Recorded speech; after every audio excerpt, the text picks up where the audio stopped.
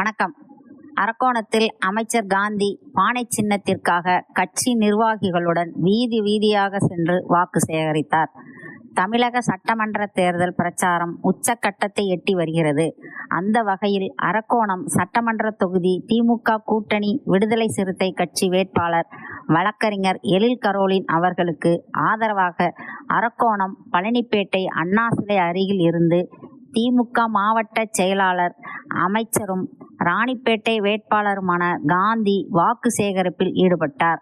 இதற்காக நகர செயலாளர் ஜோதி தலைமையில் ஏற்பாடு செய்யப்பட்ட வாகனத்தில் அமைச்சர் காந்தி, வேட்பாளர் எழில் கரோலின் ஆகியோர் இணைந்து வீதி வீதியாக அழைத்துச் செல்லப்பட்டு வாக்கு சேகரித்தனர்.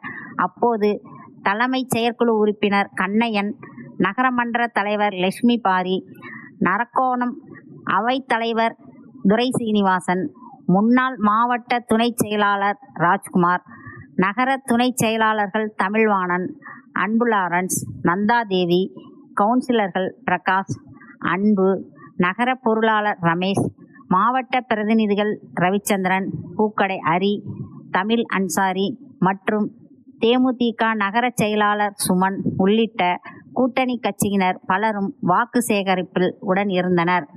நிலவன் டிவி செய்திகளுக்காக செய்தியாளர் ரவி. ஓஏபி இப்ப கொடுக்குறது 1600, அது அடுத்த மாசம் 2000.